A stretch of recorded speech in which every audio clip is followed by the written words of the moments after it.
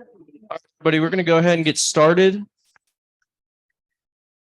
Y'all would please quiet down. If you're on Zoom, please turn your camera on.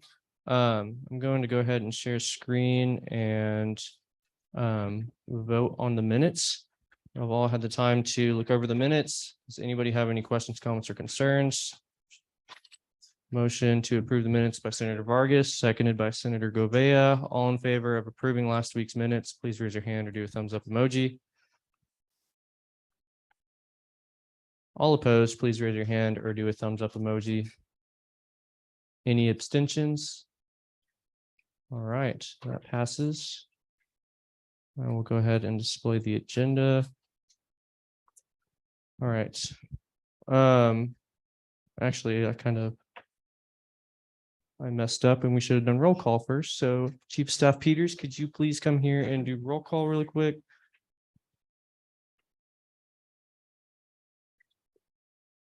Senator Gonzalez, Senator Niet, Senator Manning, Present.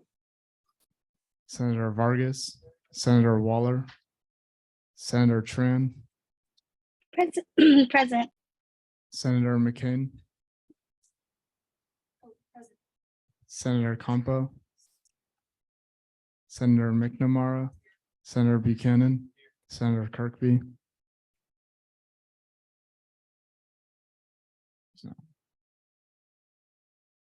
Senator Brown, Senator Kipp, Senator Templeton.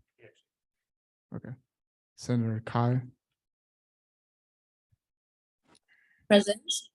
Senator O, Senator Holman, Present. Senator Santee, Senator Reed, Senator King, Senator Minnick, Senator McAdams, Senator Govea, Senator Trop, Senator Harlan, Senator Bhatia, Senator Black, Senator Mattern, Senator Khan, Senator Okiki, Here. Chief Justice Burleson. Great. Since we went ahead and did the approval of minutes, is anybody here for open forum?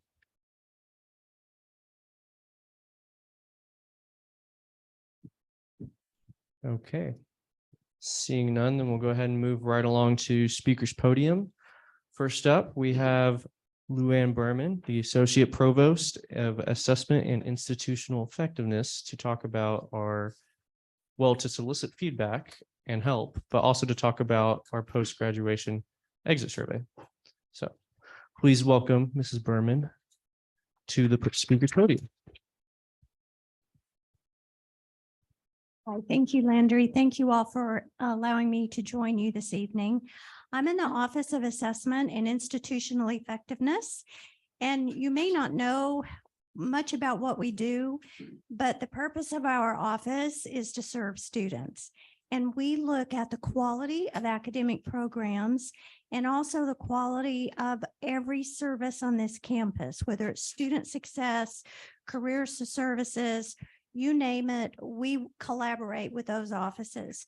And part of that review for ensuring quality at UT Tyler for every single student is to complete or to ask students when they graduate to complete a graduation exit survey.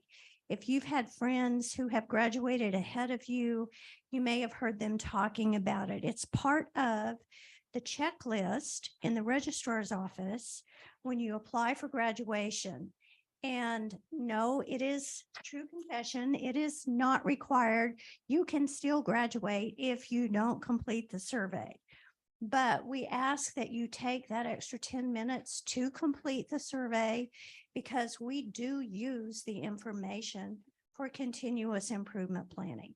The results go back to the stakeholders in those various offices for them to determine what went well, what are students telling us that they would have liked for us to offer that we didn't offer, or what was the timing wasn't right, The services weren't right. It wasn't meeting student needs. We have one exit survey that's specific to undergraduate students and one for graduate students because those student populations have different needs and priorities. We have not had a deep dive review of these two surveys in many, many years. And so this year, the provost asked me to lead a committee to do a deep dive review of the current surveys. And what I've asked stakeholders on the committee to do is to look at the current questions and determine three things. One of three things: A, they stay; two, they stay with modifications; or three, we replace them. It's not going as planned. So what I'm getting, what I had hoped was to have a better quality of survey. Okay, I mean, even if I'm going to ask of others to have quality in their offices, I need to have quality review in my own office. And so part of reviewing the quality of the service, the AIE office offers students and administrators and faculty, is I want the survey to have quality in and of itself. I want it to be meaningful. I don't want it to be a 15-minute survey that goes into the weeds. I want it to have higher level results that I can then bring back year to year to the SGA leadership, to the stakeholders across campus. These are the results. This is the information students have shared with us. And these are key points of strengths and maybe some key challenges that we could dig deeper and look at to work together to better for future students. So what I'd like to do is the new questions. When I say my committee hasn't gone as planned, the new questions are probably in some cases more in the weeds than what we've got now. And it's in the opposite direction of what I had intended or hoped for. So I'm going to continue through the process.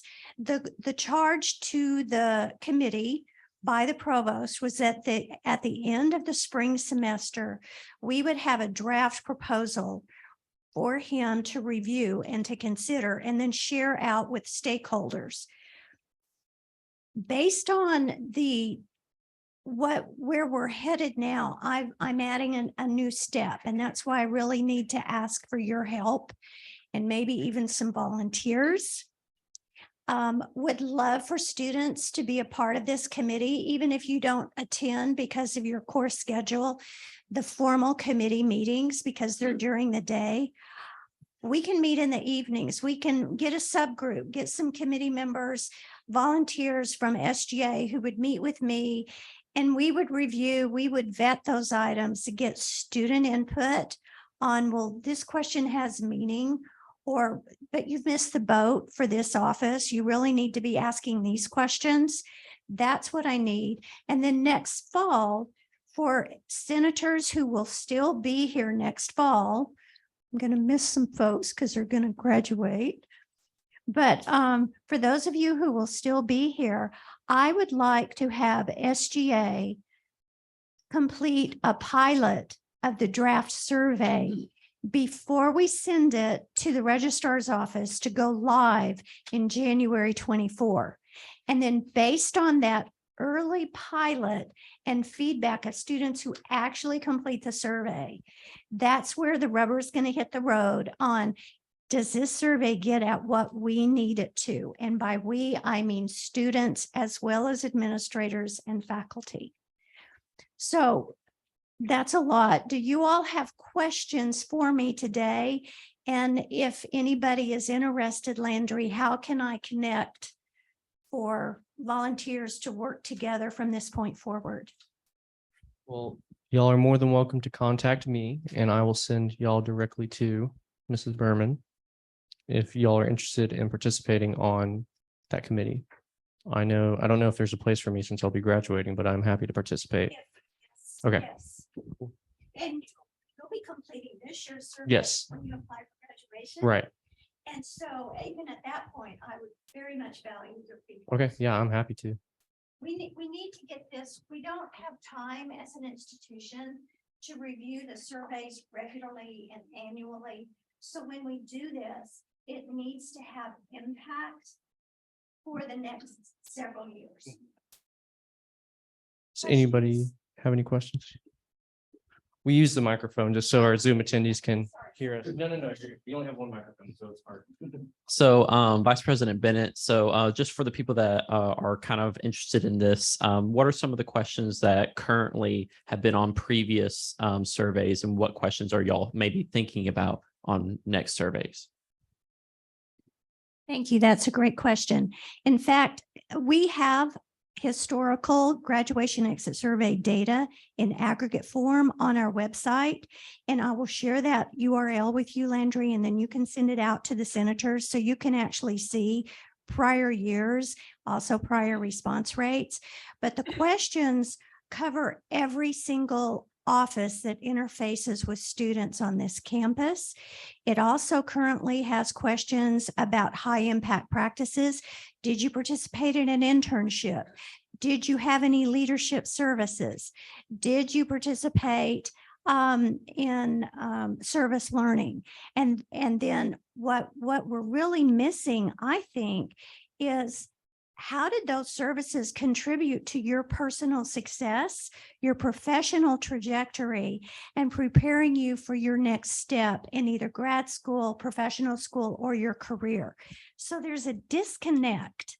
One of the things I'm most proud about on the survey that we have is it is anonymous, but if you choose to provide your name for alumni services, we link it to a second separate appendix survey, so they remain separate. And then in that appendix survey, we also ask if you know your first destination, if you've already been admitted to a graduate program, if you already have your job lined up for when you graduate. And that way we can give that information to career services and to your deans of your colleges or schools, so they can help track employment, graduate or professional career placement. And that's very important, because then we can reach out to those folks to come to future career success conferences, and also track to help know that our students really are landing that position or that next program for their academics. I'll go Beverly and then I'll go Senator Gobea. Hi, my name is Beverly. So I just graduated with my undergrad last semester. So now I'm in graduate school, and I remember getting the link for that. And I was wondering if that same link or the same survey gets sent out for whenever the graduate students or any other students end up graduating too, or is it just like kind of catered to them? That's a great question, and congratulations, by the way, and we're thrilled that you're in grad school. Thank you. So yes, we do have a unique survey for graduate students, but some of the questions are very specific to graduate needs and priorities. I think we could do a better job of that. And so I do hope we have graduate students help us in the review, or can recruit graduate students who maybe even aren't senators, because two distinct populations. The majority of our graduate programs are 100% online. So how do we know that we are truly meeting the needs of all students, no matter where they are? Houston, Longview, Palestine, online only. We do disaggregate the results of the surveys. And so we can disaggregate that all graduate online students, these are their responses. All face-to-face undergraduate students, these were their responses. Then we can break it down by college, and we could even break it down by program and major. And so, but it's always aggregate data. The most important part of the information I have found to be useful and actionable data are the student comments. And so at the end of each topical section, like we have a section on IT, we have a section on library, we have a section on student support services or academic support services. at the end of each topical section, there's a comment bar. And so the comments are more specific to those offices, and we have found them to be very, very useful. There is a mindset, I think, that, oh, well, the students that comment are going to be really happy or really angry. But I think it's the way we ask the question. And if we advise students that what we want is actionable information, then I have found that students give us information that guide us in future planning. It's not just to gripe or not just to say, oh yeah, UT Tyler's awesome. Senator Gouveia. Senator Gouveia, I'm looking at the graduation exit survey response rates, and you're at around 79%. Why don't you just go ahead and make it mandatory for every student? As I know, whenever I applied for graduation this semester, it took me through a process where like a couple steps like you do through your My UT Tyler page, kind of similar to how you verify your information every semester for the registrar's office, saying, yes, I live here. These are my emergency contacts kind of stuff. Why isn't that done for this? Like, what are the thoughts on that? I'm open to that, and I would love to hear student opinions. I would even take that out to the student body for a vote. I think, just assume that would not be well received by the students to make it mandatory. But if that's a misunderstanding on my part, let's find out.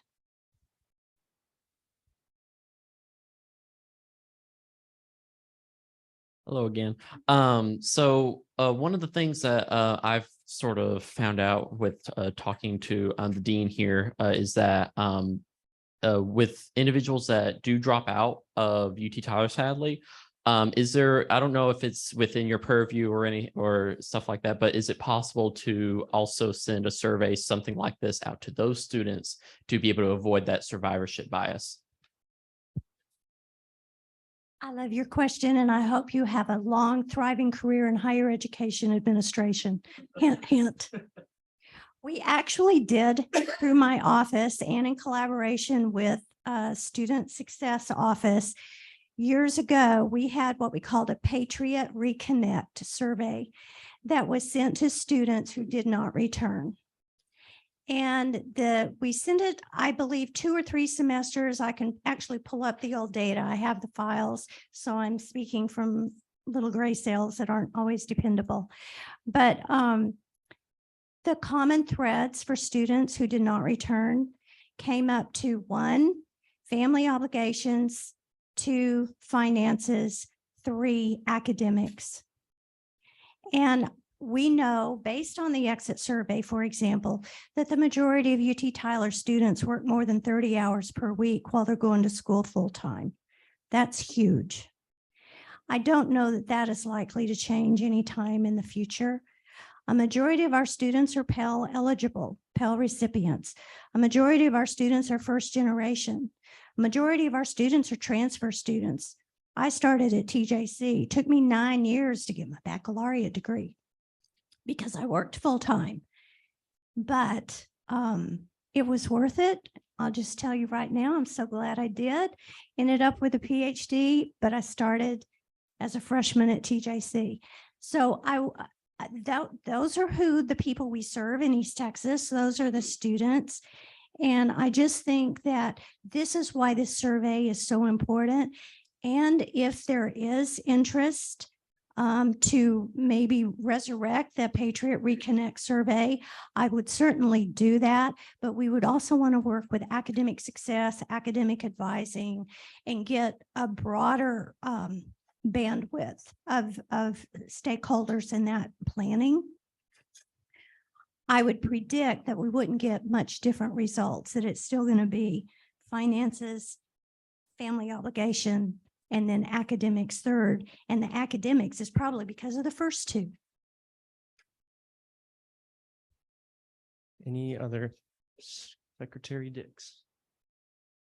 Hi, I'm Secretary Dix. I was wondering if you could provide Landry with a link to send to everyone who may not have completed the graduation survey this year, just to give like a little perspective what we're looking at? I mean, I took it, but it was kind of a couple weeks ago, so. Also, I'll just mention really quickly, I sent out in the SGA group me a message that if you like it, that's showing your interest to serve on the committee that we've just discussed. So please like it. All right.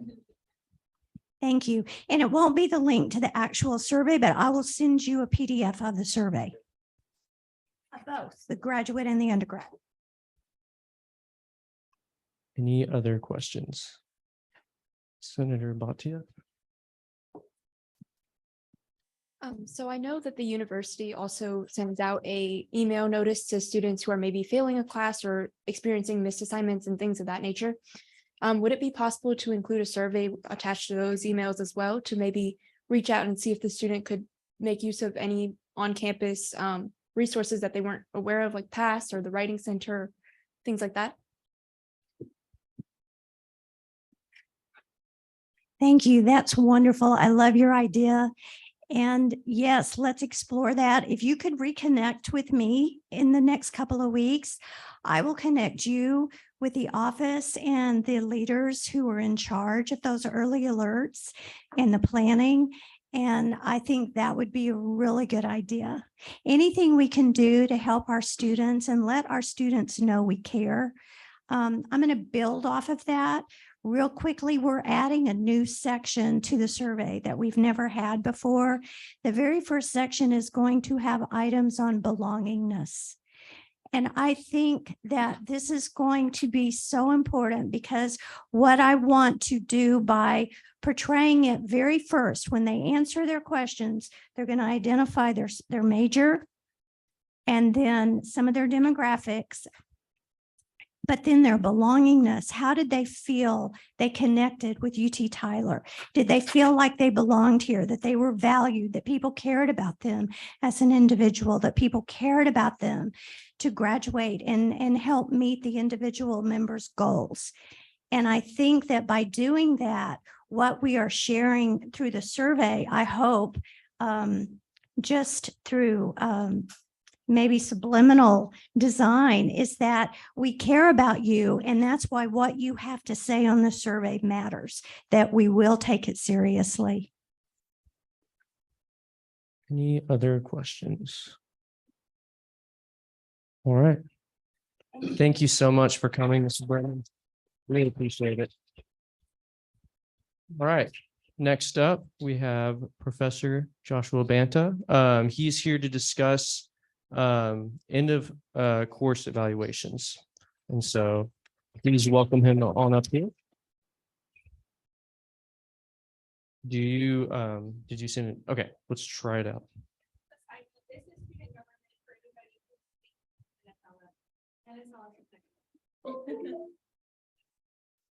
Okay, here, can you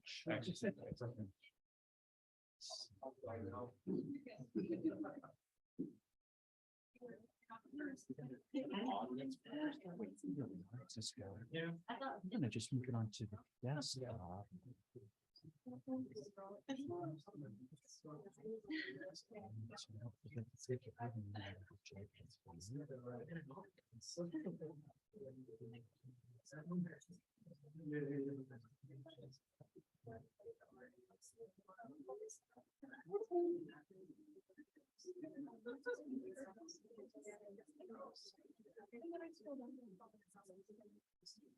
I can stay up here. That's probably. Make sure it's fair. Oh, okay, okay.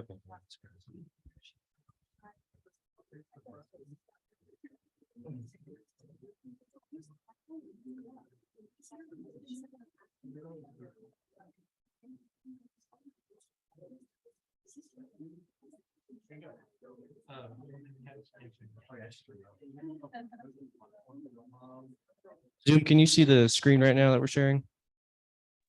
Yes. Okay, perfect. All right, I'll turn it over to you. Thank you, Landry. I'm Dr. Josh Banta from Department of Biology, and I guess it's survey day today. You'll hear a lot of similarities with what I'm sharing with what Dr. Berman just shared with you. So these two things sort of go together. So I'm talking to you about the end of course evaluations that you do at the end of every term to evaluate the textbook, the instructor, and that whole package. So first, I just want to bring you all in on board on the composition of the task force. So we were revamping the end of course evaluation questions. This is why you had all of those extra questions on your evaluations this past semester, and I'll explain more about that in a second. But we had a lot of involvement from all over campus, including students. So we had faculty from the main campus, from the health center campus. We had all the different colleges represented.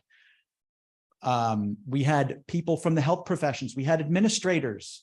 We had 3 student representatives, including Casey, Landry's predecessor. And we met a bunch of times. And we also actively consulted with the faculty senate along the way. So we were responsible for merging the end of course evaluation questions from the legacy campus and the health science center campus. So here is the questions that you all are familiar with from your previous years here.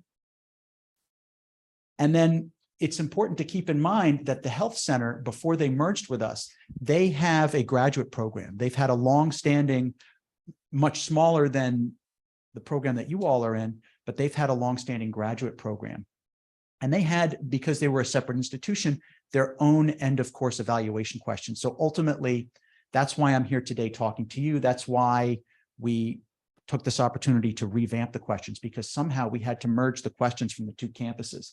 So for most of you, this list you see on your screen right now is the unfamiliar questions from that campus. So which ones do we keep from each? That was what we had to figure out. So just like we have the 2 campuses and we have a merged university, we had the 2 evaluation questions and we had to come up with merged questions. So the way that this worked out was a couple of folks from the committee actually took charge of writing the new questions. So what we decided to do was, rather than say, well, we're just going to keep this one question and keep this other question from the other campus, was we wanted to modernize the questions.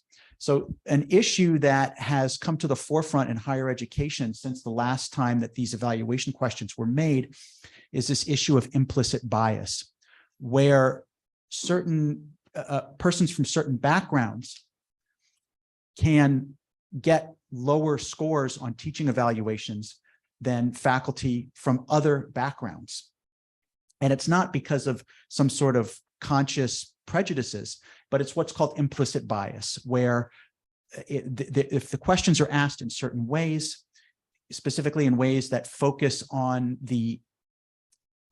on intangible elements, then that can tend to lower the scores of certain groups relative to other groups. So we had a couple of experts working on that. We had Dr. Lauren Kirby from the main campus. We also had Dr. Neuenschwander from the health center campus, so that this way, not only would we modernize the questions, update them with this current information, but also we would have buy-in directly from the 2 campuses in how those new questions were written. So I'll tell you right now that I'm going to show you how the results from the old questions compared to the new questions, and this story is going to have a twist at the end. So hope you'll stick around for the end. There's going to be some surprises here. Here's what the new questions look like. I should also mention that you may have in the past have had, not counting this last semester where we added in the new pilot questions, but in previous semesters, you may have noticed that for certain courses, you would have a long list of extra questions. So we've pared that back a lot. There are some disciplines where you will still find extra discipline-specific questions that are needed for your specific, whatever that class is for that discipline, for their accreditation purposes. But otherwise, we wanted to pare back the list of questions as much as possible so that we're not wasting your time, so that we're also not wasting our time and tracking a bunch of things that we're not interested in tracking, but also so that we're not wasting your time, and so that we can ask you a small, concise set of questions and send you on your way. So here's what we came up with. And the way to design questions, if you want to eliminate implicit bias, is to have the questions really focus on things that are tangible. So, did you receive feedback about your assignments? And it's the scale goes from 1 to 5. You saw this on when you, those of you that submitted your evaluations, you've seen these questions, but this is why they're designed the way that they are. The materials that were presented increased my knowledge and skills in the subject matter. So these questions are designed in ways that take the focus off of intangible things about the instructor and on tangible things that, that you can report on about the course. And then there were open feedback questions. A few more points I want to make. Some of you may have noticed that the window of time to answer the surveys was extended. In the past, that survey window has stopped right before finals. And well, there's a number of reasons for that. The faculty, frankly, felt strongly about doing that because there was a concern among the faculty that surveys taken after you all have finished the finals might be influenced by how you felt about the final rather than about how you felt about the course overall. But when we were having the task force, the feedback that we got from the student representatives was that they felt very strongly that the evaluation window should be spread to cover through finals week so that you have the opportunity to evaluate the final as part of the class, to take that into consideration when you offer your evaluation of the class. And the student representatives felt very strongly about that. So what we did when we launched those pilot survey questions last semester, we also extended that window.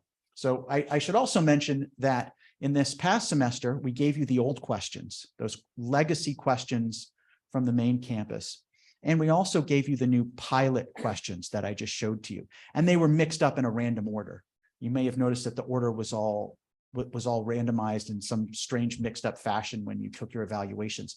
And that was so that there was no bias in the order of when the questions were answered, so that we could look at how each question fared by itself, independent of its position in the survey, because the position in the survey would be averaged out across the entire student body.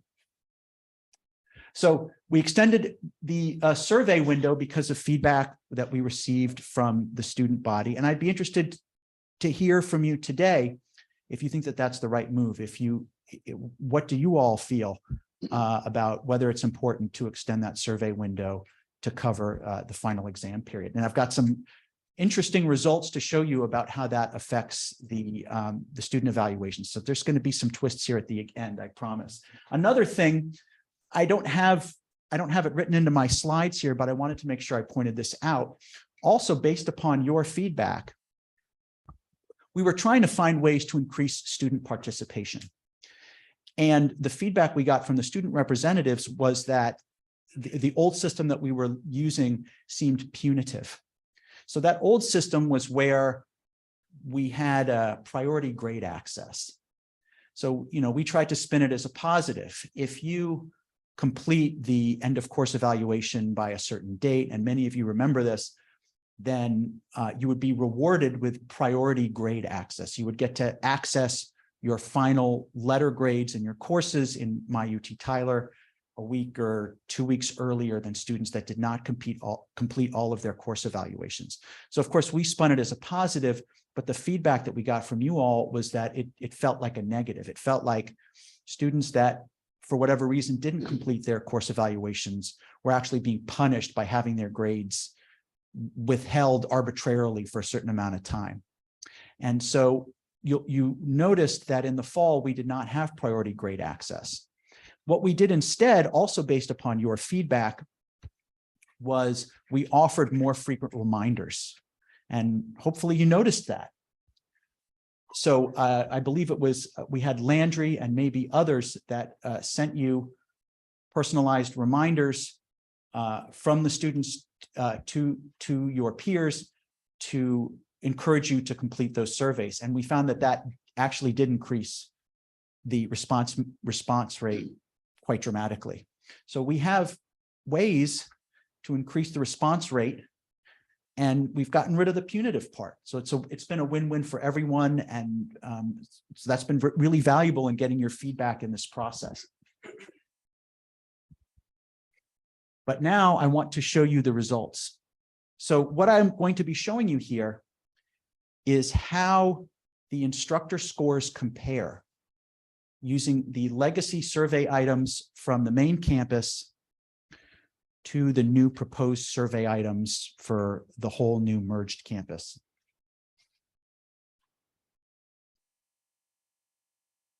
Well, I'll just go through this really fast. I just wanted to make the point that I'm only going to be comparing the main campus legacy survey results to the new proposed survey results, because the group of students that were using the health center specific legacy surveys, that was a much smaller group of students. So we don't have as good a sample size there to compare to. Also, really, if you think about it, the health center's input was included in the new proposed survey items. So we already have their input in those new proposed survey items. And ultimately, we have to make a choice. Do we go with the new questions or do we go with the old questions? And if we go with the old questions, we have to choose, whose old questions are we going to use? And we decided that it makes much more sense if we have to choose that we would go back to the old main campus survey questions, the ones that you all are familiar with, because those are the questions that most students have taken. So that's how we incorporated the health center questions into this whole process. But that's why you won't be seeing them in the comparisons going forward. It's just going to be the new survey items versus the main campus legacy survey items.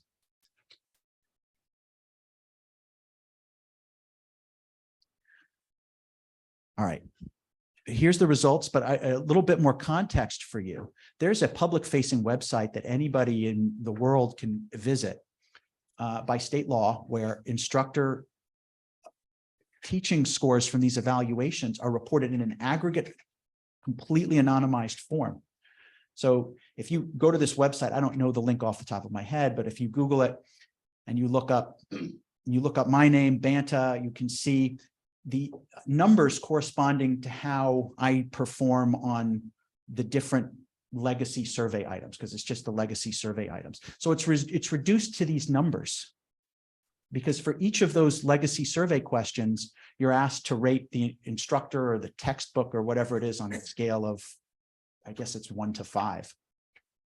And so you can see the average across all of my scores, or you can see the average score that I got for each of those questions. So it's reduced to those single numbers, or a number that defines the instructor.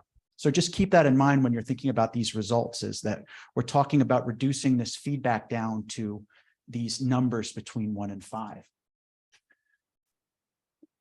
So the first thing I wanted to point out, this was done in collaboration with a professor in the department, an assistant professor in the Department of Education, Dr. Chris Thomas. So he's the one who did these analyses.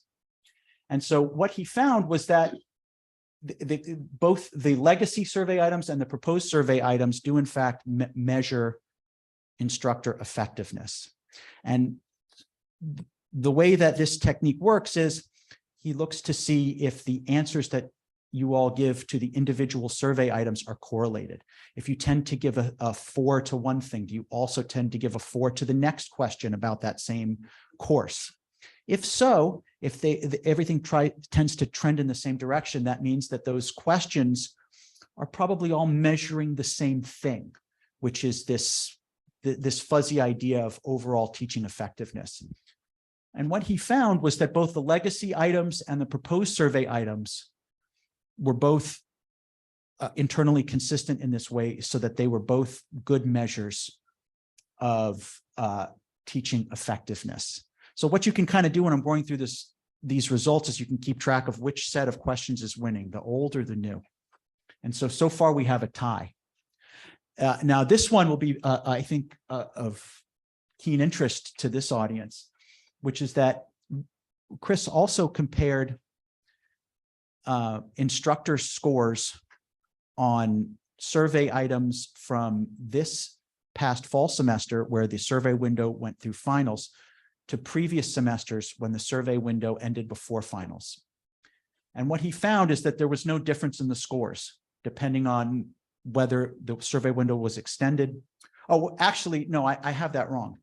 This was all data from this semester, from the fall semester, but what he did was he compared the scores that instructors received from students who happened to finish the evaluations before they took the final, and from those in that same course from the group of students who happened to wait to do the evaluation until after they'd taken the final exam, because you had that whole window to decide. Point being is that there was no difference. So maybe we have a win-win there, because students felt strongly in the feedback we got to extend this window. The faculty didn't want to extend it, but it looks like it doesn't matter if we extend it or not. So maybe we can just go ahead and extend it. And I'd be really curious to get your feedback on that. Okay, now we're getting into this implicit bias thing, where certain groups, if questions are framed in a certain way, certain groups can receive lower scores on instructor evaluations than other groups. And so one concern we had was that perhaps if the questions were not designed to take implicit bias into account, we were concerned that female instructors may be receiving lower scores than male instructors. So first of all, that we didn't find that was true. I mean, the results were very complicated depending upon what college you were looking in, and that probably had to do with a lot of just the variation in who the individual instructors were, more than their gender. But the other important thing to note is that the legacy questions and the new questions didn't make a difference. So there really wasn't much of a gender bias in the that was revealed in the scores. And again, we have a tie, new versus proposed. The proposed questions did not make any improvement. Next, we considered ethnicity. Is there implicit bias where non-white instructors may be receiving lower scores if the questions are not designed properly than white instructors? And we found that, again, the results were complicated. There were some situations where that was true, but there was also situations where the reverse was true, where white instructors got lower scores than non-white instructors. It depended upon the individual courses, the individual colleges. But if we think about the proposed survey questions versus the legacy questions, it was a tie. So the proposed questions, and you can kind of see the theme here. We're seeing a lot of ties. The proposed survey questions did not improve the situation with implicit bias. It wasn't a big problem. And the new proposed questions didn't lessen any sort of a gap between white and non-white instructors in their scores.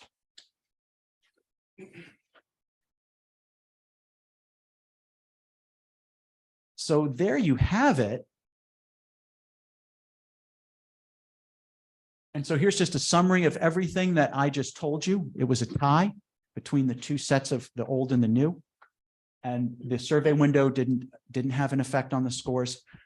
So here's what we've been discussing and we would like to get your input on. So we're thinking that it makes the most sense to keep the legacy survey questions from the main campus and use those across the whole new merged campus. The questions that you're familiar with from previous semesters, besides this last one. So there's a few reasons for that. An important one from a faculty perspective is that your feedback on those evaluations is really important in decisions about our promotions. The administrators take that very seriously. External peer reviewers that review our applications take that very seriously. And what they will do is they will look at how our scores changed over time. So were we showing improvement in our teaching through time? Were we taking feedback that we received from you all and using it to make our teaching better? So they want to see that on all of those survey metrics that our scores have been increasing through time. Well, if we switch to the new proposed survey questions, we lose that ability to track through time because now the questions are completely different. And so now we can't show improvement. We can't show if we've been taking into account your comments because now we've got these new comments. So there would be this interruption. And so because it doesn't help fix this problem of implicit bias to use the new questions, we think it would be better to just continue sticking with the old questions. So that's one thing I was interested in seeing what you think about.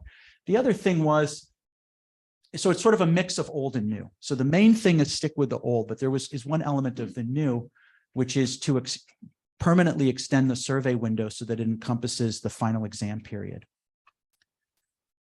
So that's what we've been discussing since we just finished evaluating these results. And now we want to bring you into the discussion, and I'd like to get your feedback on all of this and what do you all think? Yes. Yes. Senator Mattern. So it looks like the rating questions, those have like, does that help with the points and stuff? And if it does, could you include new questions for write-in questions and have a mix of both of them? I guess add more write-in questions, but keep the old score questions. Yeah, so Ashlyn, that's a great point. The open-ended written questions don't affect those numbers, but those are still looked at. I guess I had just assumed we would stick with the old questions, but there's no reason we couldn't stick with the new open-ended question. What are your thoughts in comparing the two? I could put them on the screen and we could see. Okay, let's go ahead and do that. And then why don't we see what you all think? But that's a great point. I hadn't considered that. Sounds great. Does anybody have any questions or just comments in the meantime? So I really like where it now extends through the finals, because whenever I first came here, I was like, why did it close so quick? But at my previous institution, Navarro College, they had evaluations, but one of the things that they did in terms of incentives to be able to have people do it is that students would get, say, extra credit in their class if they do finish the evaluation. Would it be possible to implement something like that here, but still be able to keep it anonymous? So that's probably more of a Dr. Berman question, but I do have a sort of an answer that's more within my wheelhouse. Another thing that we discussed is doing a prize drawing. So for instance, students who participate could be put into a drawing to win an iPad. And that's something that we've done in the past. And that was another recommendation that we heard from students and from faculty, was that would be a way to incentivize participation.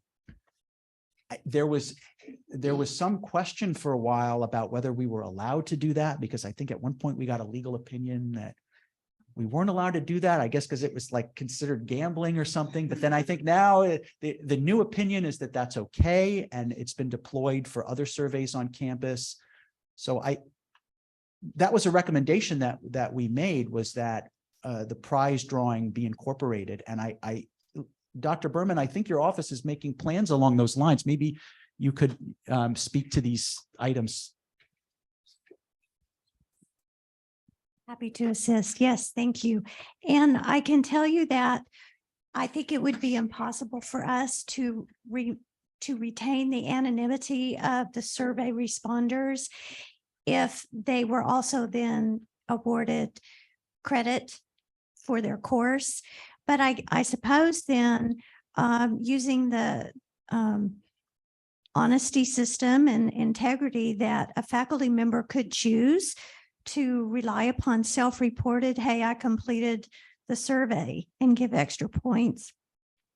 But I prefer the prize drawing for an incentive to do that, if you all think that would be helpful. We did use prize drawings for NESE.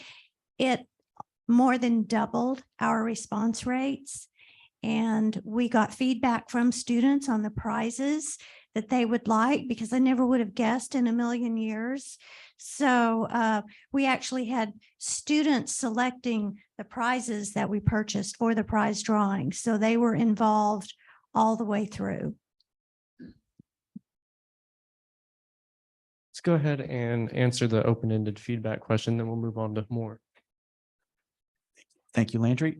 So, okay, here on the screen are the new proposed questions. Maybe if I can keep that up for a second. And then when you all have had a chance to absorb that, I can flip back to the legacy open-ended questions, because that is as now that you mention it, Ashlyn, that is an unresolved issue. Is, you know, we don't have quantitative data on which of the open-ended questions would be better. So we have quite a bit of leeway there. It would be great to get your all input on that.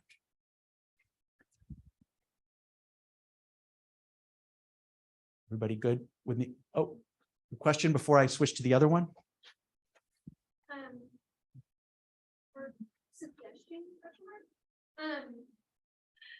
One thing I think could potentially be helpful, especially in like practicum type courses, would be to request kind of a reflection on the practicality of the courses that they're taking as well.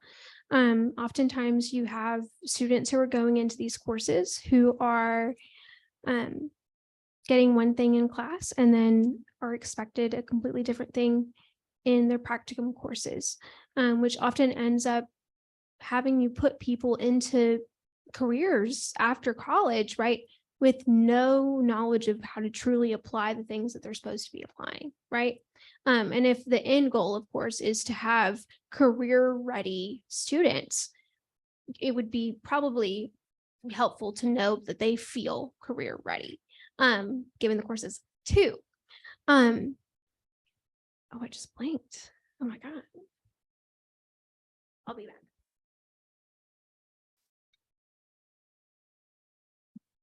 Yeah, those are great points.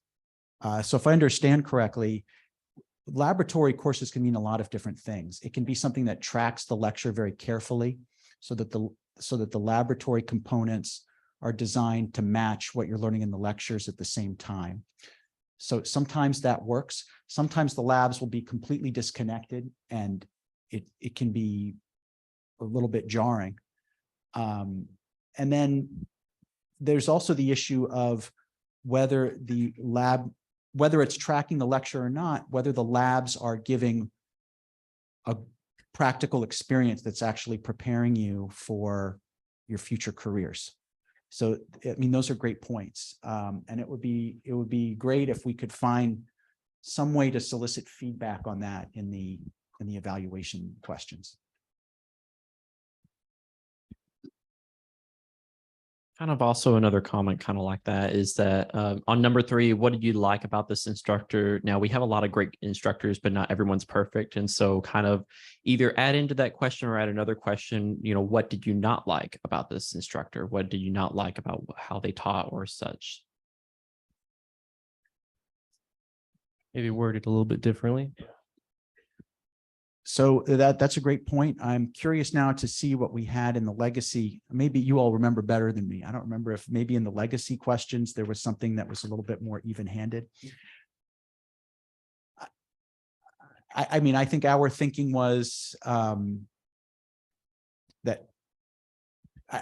that's true. I don't have a good reason for why we took out the negative, but let's keep that in mind when we look at the legacy open-ended questions, and let's see if maybe there's more parity there. And then I saw some more questions back in the back. I'll go here first. And you have a question? We'll get back to you. I didn't really have a question. I just kind of had like a comment. I know that for bio, like we did get an opportunity to do like another survey end of the course for the lab specifically. And so I think that was a good way to track like what was going on in those courses.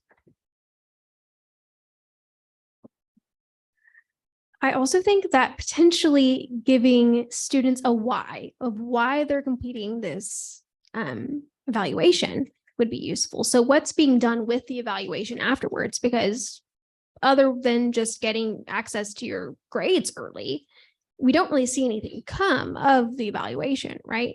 So an explanation of the purpose and the effect of these evaluations, I think would be helpful in getting buy-in from the students so they know that they're heard, they're seen, they're valued, and that their comments are not just a shout into the void.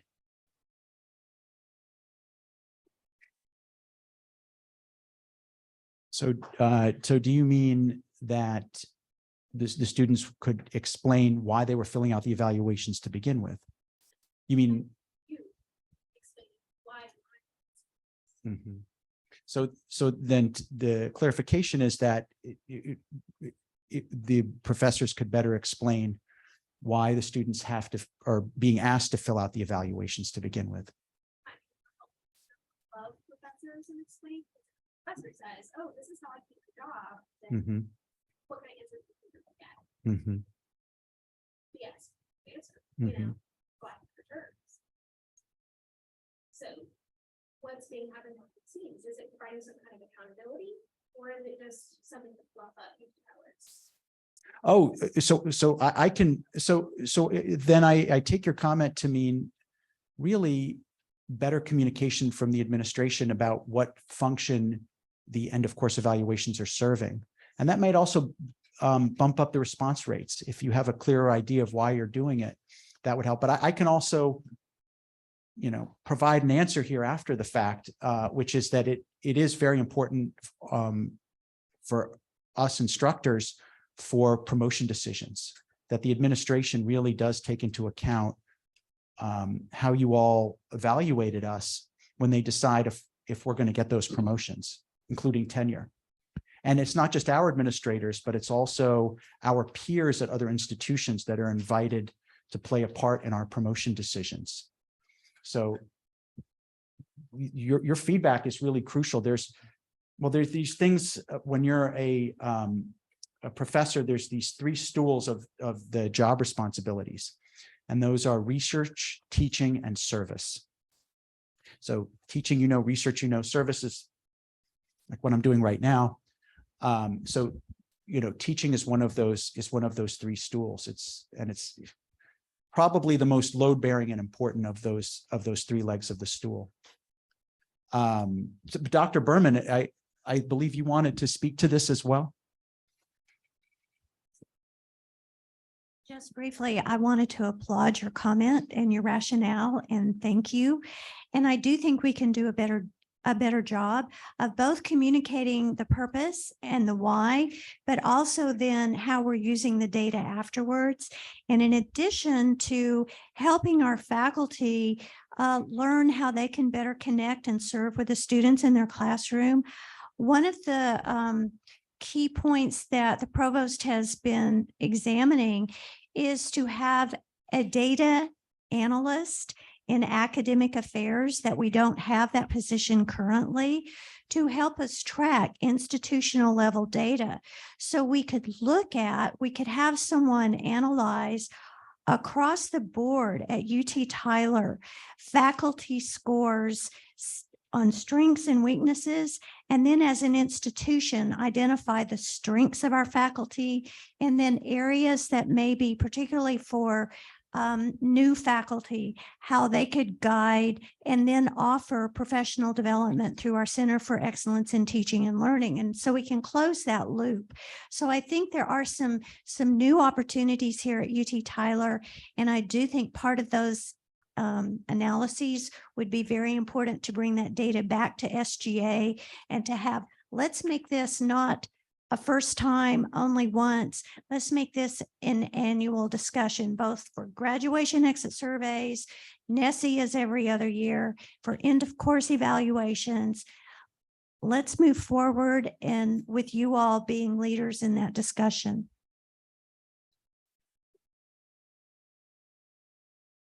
It's great. Any other questions? Okay. Yeah, of course. Dr. Berman, you also, I think, brought up a great point that another way in which your feedback is used is even before we apply for those promotions, when we get that feedback, if we're lacking in some ways in our teaching, there are resources on campus that are designed to improve our teaching. So by you participating in the course evaluations, you actually improve the teaching that you're going to receive going forward, because that helps administrators like Dr. Berman identify faculty that need some help with some elements of their teaching, and then to provide them with that help and connect them with the resources on campus, like the Center for Excellence in Teaching and Learning, to help them to bring their scores up. So it actually improves your educational experience by participating in the surveys too. And I think that's a really cool point. But okay, so now we've had a chance to marinate on these old questions. And specifically, we had this comment about, what did you like about this instructor? And that maybe we could have a question with more parity. What did you like, dislike? So keeping that all in mind, let's all take a look at what the original. I hope I have those in here. I think we just had one. Does that strike you as right? I think it was just one. Okay. So that's it. Yes.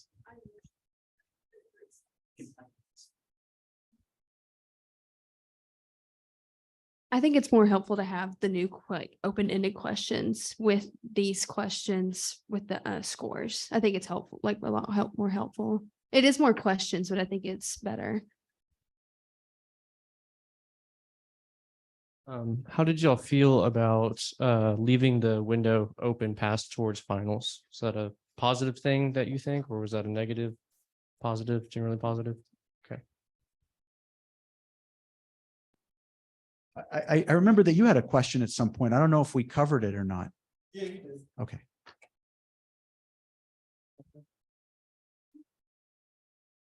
Well, if there's nothing else. Well, so thank you all very much for your really excellent and astute observations and your feedback. This is really helpful. You've given Dr. Berman and I some new things to think about and to report back to the Faculty Senate as we are really finishing this thing off here, and really great suggestions. Thank you all so much. Thank you for coming. Seriously, thank you so much.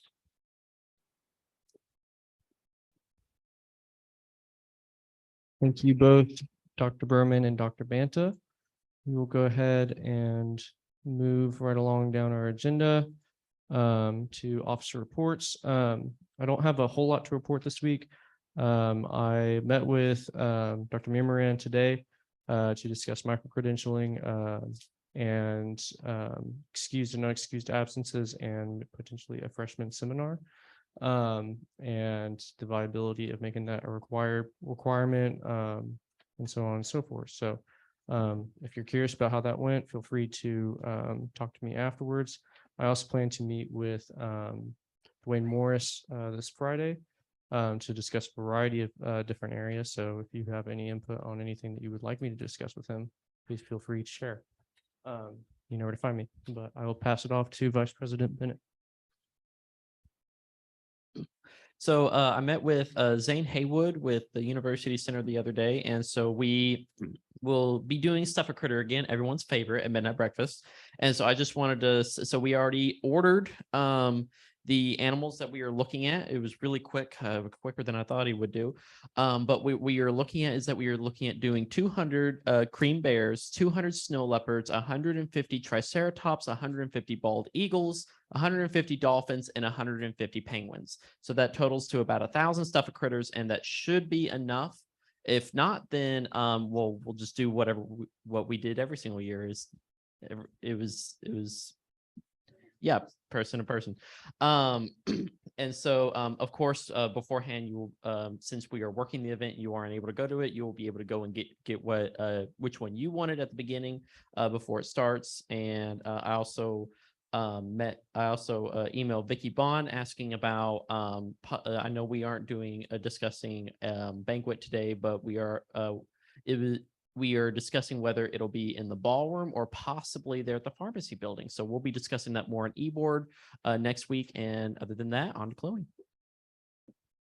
Hello. The main things that I've been working on are the posts and the minutes, but communications committee and I have been working on the t-shirt design, which we will present to you guys next GA. And I have a phone call with the vendor tomorrow to get some numbers and some designs finalized. So yes, rest is for committees. Okay, it's Beverly. Hi. So this week has been a very slow start, but it's okay because last week I got to sit in the homecoming logistics meeting for Robert. And I really just kind of like mentioned midnight breakfast to them, but it was really cool seeing what all goes on in the background. I also helped out the social work club kind of do their form for SGAC just because they were kind of having trouble submitting it. They kept asking if I got it and I was like, there's nothing there. And they're like, you sure? And I was like, yeah. And I even sent them a screenshot and then they're like, oh yeah, we didn't submit it. Sorry. Yeah. So yeah, that was a lot of fun. I have been going in and updating the expenditure spreadsheet just because with like Josh being gone, it's kind of, they haven't been sending me the receipts and stuff, but I have gotten a few things. So I kind of went ahead and added those in. I'm not too worried about that just because the university does keep tabs on things and I just like being extra and putting every single thing in there. And then I also got the Muslim Student Association's receipt because they had a meeting yesterday and they just bought pizza. So I got that yesterday when we met with them. Rest really is just SGAC, so I'll talk about that later. This past week, I formatted the approved changes in the Constitution and sent them up to Landry. I'll save the rest for rules. Committee reports. Vince, are you speaking? Somebody else? We just talked about midnight breakfast. If y'all have any ideas for decorations, they have to be through an approved vendor, so like Walmart or something. But if you see something, or Amazon, you see something, send it to Robert. The theme is tacky tourist, so just keep that in mind. And then we discussed stuff about banquet as well. We're trying to finalize themed ideas and whatnot. So if you have any ideas for that as well, send them on out. But that's pretty much all we discussed. So communications. The other thing I will say on that, by the way, is that it'll be during homecoming week. So a lot of decorations are already going to be out there. So don't feel like we have to make everything decorated in the UC, but enough to where people understand it. Senator Kipp, for communications committee this week, we inquired about t-shirt design. So hopefully we'll have proofs for that next week. And we also finalized a banner. So that's super exciting. Chloe and I are going to do that next Saturday. All right. SGAC. Okay, so last week we actually met with the Black Student Association, African Student Organization, and the Muslim Student Association, and they were all approved, luckily. The BSA and ASO had to go in and change all their Sam's Club items to Walmart, and I'm still waiting on the ASO's things, I believe. No, the BSA's things, actually. And I emailed them earlier because their items should be already in the student engagement office to get picked up. So I was just waiting to see if they had submitted that Walmart list or not, because they could have maybe not tagged me in it. And then ASO needed to see if their vendor was university approved, which we're working on that to see if that is. And then tomorrow we'll be meeting with the social work club. Shouldn't be too hard. I think it's going to be really quick because they're just wanting some pizzas. They put down their vendor as Little Caesars, but I'm going to ask them to switch to CC's. So that's about it. In rules, we went over the SGAC guidelines and formatted in a lot of the changes that Treasurer Luna requested. We gave the entire document a makeover with a lot of the problems that it had and added in the needed changes. So, should be seeing that on the website eventually. All right. Environmental Sustainability Committee. Did y'all meet? Okay. We did not meet. Okay. Perfect. Who said that? Sorry. I need to put there we go. Cool. All right. Then we will go ahead and move right along to student voice reports. First up, we have the College of Pharmacy. Macy's doesn't look like Macy's still at a conference. Okay, cool. She did send me an update though of things that are going on. She said April 19th at 11 a.m. to 1 p.m. There's a blood glucose checks with nursing, and then there's a new dean coming in March 6th, and then it's also pre-health week. So Simone, do you have anything to report? Cool, awesome. And then we'll go ahead and move right along to student body at large. First up, we have freshman Senator O.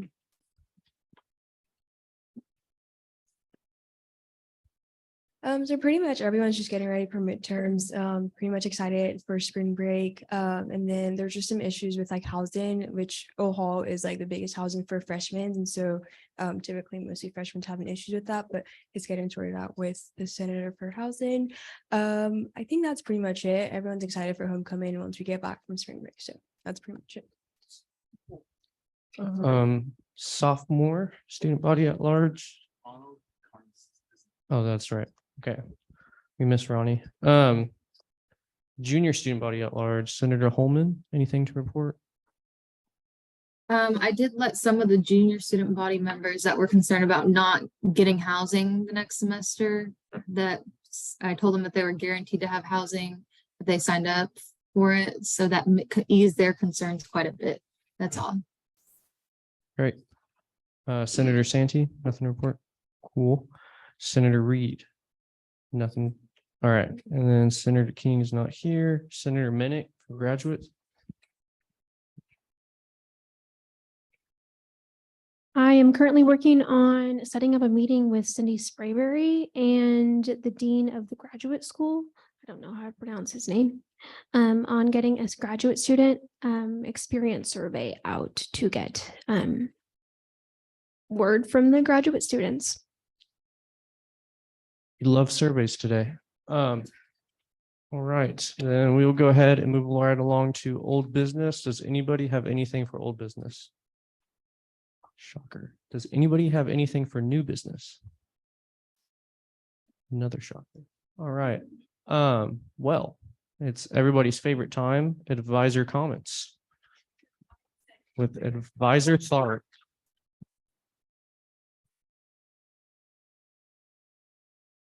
Never have I ever had people so excited to hear my comments. So first of all, I would like to say thank you guys for being so engaged while Dr. Berman and Dr. Banta were here. They expressed their, great, appreciation for it. Dr. Berman was mentioning that this is the most active that she's seen SGA. And so she loves to see that you guys are involved in what's going on campus. And she was really proud and thankful to be able to be invited to talk to you guys. So I wanted to share that to you guys. As well as, just making sure that you guys are promoting your election process in the proper way. So far, so good. After this meeting, I will be having a candidacy meeting for anybody who has yet to do one. Please do not campaign until you've done a candidacy meeting. It's against the rules. Just don't do it.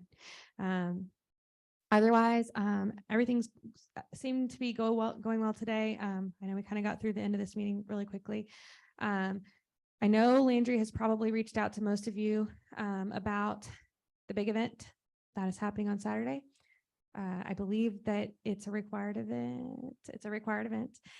So if you have not signed up for it and you are trying to figure out how to do so, come talk to me because I am the how to do so. So you can come to me and I will put you on my list before I send out all the information tomorrow.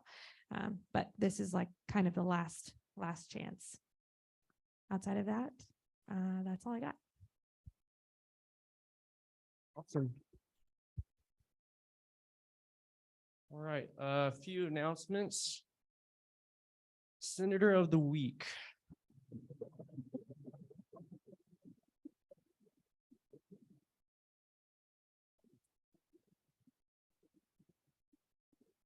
Oh, get wrecked. Camera's right there. Y'all got pranked. Oh, hold on, just so Zoom can see it too. Yeah.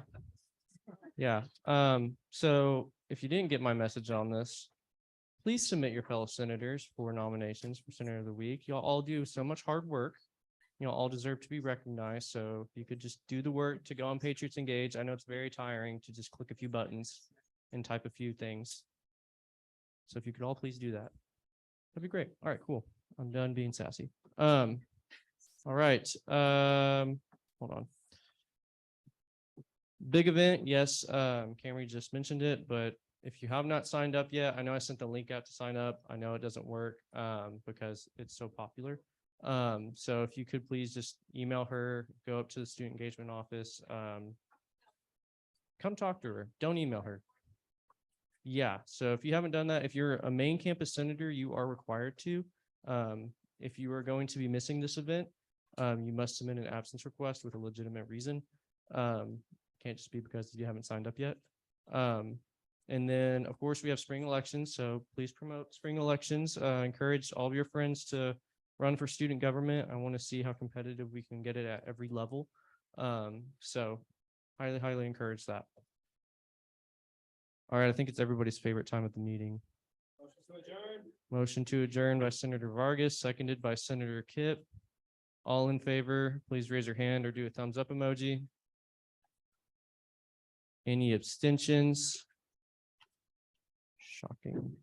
Oh, and does anybody not wish to end this meeting? Please raise your hand. All right, yeah, shocking. All right, cool. You all have a good night. We'll see y'all later.